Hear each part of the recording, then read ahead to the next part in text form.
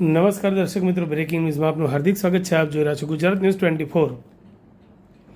ડભોઈ તાલુકાના ચાંદોદ જૂના માંડવાના રાજવી પરિવારની વડીલોપાર્જિત મિલકત અંગે ચાલી રહેલા વિવાદ બાબતે થયેલી ફરિયાદનો ડભોઈ કોર્ટે મહત્વનો ચુકાદો આપી 2 આરોપીઓને 1 વર્ષની સાદી કેદ અને 1 લાખનો દંડ ફટકાર્યો છે.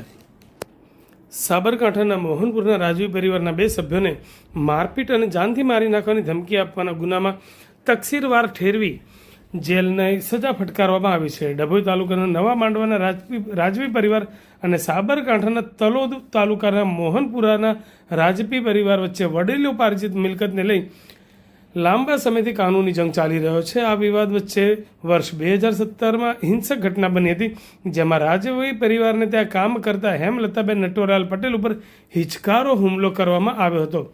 આક્ષેપ મુજબ મોહનપુર સ્ટેટના રાજવી પરિવારના મીનાકુમારી જ્યોતિન્દ્રસિંહ કુંવાર તેમની દીકરાએ હિનાકુમારી દ્વારા મારામારી કરી જીવલેણ ઈજા પહોંચાડવામાં આવી હતી.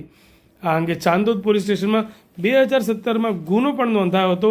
ત્યારે આ અંગેનો ડભોઈ અધિક ચીફ જ્યુડિશિયલ મેજિસ્ટ્રેટની અદાલતમાં કેસ ચાલતા તમામ પુરાવો અને સાક્ષીઓને ધ્યાનમાં રાખી કોર્ટે મીનાકુમારી જ્યોતિન્દ્રસિંહ પુવાર રહેઠાણ નવા માંડવા ન્યૂ પેલેસ બંગલો સામે ફોજદારી કાર્યરીતિ સંહિતાની કલમ 248 સેક્શન 1 અન્વયે ભારતીય દંડ સંહિતાની કલમ 504-114 મુજબના ગુના સબબ અને હિનાકુમારી નાગેન્દ્રસિંહ સફતાવતને ફોજદારી કાર્યરીતિ સંહિતાની કલમ 248 સેક્શન 2 અન્વયે ભારતીય દંડ સંહિતા મુજબ 323, 506 સેક્શન 2, 114ના ગુના સબબ કસૂરવાર તકસીરવાર ઠેરાવી 1 વર્ષની સાદી સજા તેમજ 1 લાખનો દંડ ફટકાર્યો છે. શું ઘટના ઘટી હતી ને ક્યારે ઘટી હતી? હું ઉપરથી કામ કરીને નીચે આવતી હતી, મારા ઘરે જતી હતી ઓળીએ, તો એમને મને કહે છે 2 મા દીકરીઓ જાલીને મારીને ધક્કો પાડીને પાડ નાખી મને. પછી પેલા 2 નોકર હતા એ કરવા, પણ એમનેથી તો અવાય ના, એટલે પછી મેં ઊભી થઈને એક બાજુ બેસી જઈ. પછી દાદા ઉપરથી આવ્યા કે હું કા મારો છું, કા મારો, કોઈ બોલ્યું ના, એમ ન હતો હગવાથી. પછી પોલીસ કેસ કર્યો, મને માર્યું એને. પછી દાદા દવાખાને લઈ ગયા 108 બોલાવીને. પછી એને જાતે માર્યું હાથે ને, એને અમારી પર કેસ કર્યો. હવે જે કોર્ટમાં ચુકાદો આવ્યો છે, શું લાગે છે કે ન્યાય મળ્યો કે મળ્યો નહીં? એમને સજા થઈ, અમે છૂટી ગયા. શું નામ બા તમારું? હેમલતા. રાજરતનસિંહ રાજેન્દ્રસિંહજી છે. હું માંડવા જે રાજ પરિવાર છે એનો મુખ્ય સભ્ય છું, અત્યારે છું સદસ્ય.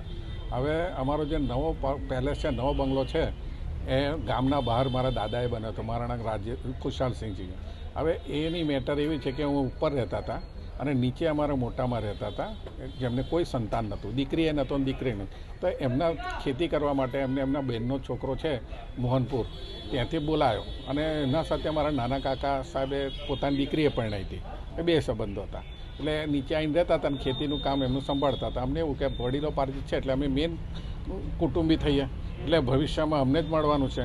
પણ આને કંઈ લખાણ રજૂઆત કરીને અને બહાર વેચવા ફરતા હતા, અમને જાણવા મળ્યું.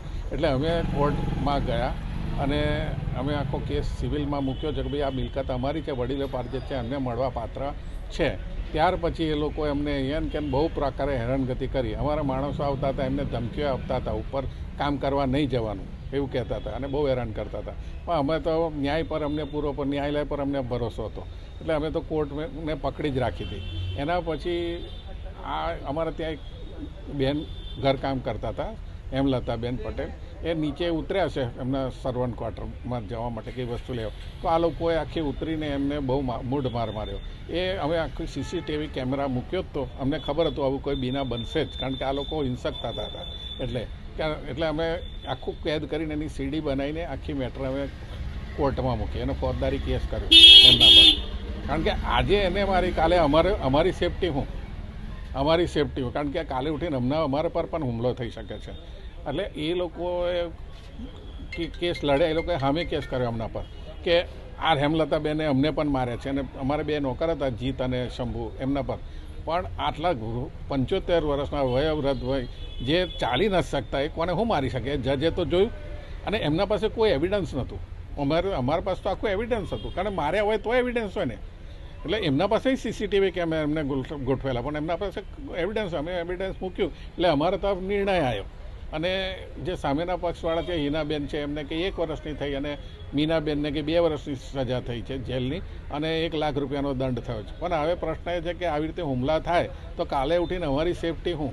એટલે પોલીસે પણ આની કંઈ તકેદારી લઈને અમારી સેફટીનું ધ્યાન રાખવું જોઈએ. અને આનું ધ્યાન કે કાલે ઉઠીને અમને કંઈ થાય તો એના જવાબદાર આ લોકો મોહનપુરવાળા હોવા જોઈએ. એટલી મારી અરજ છે.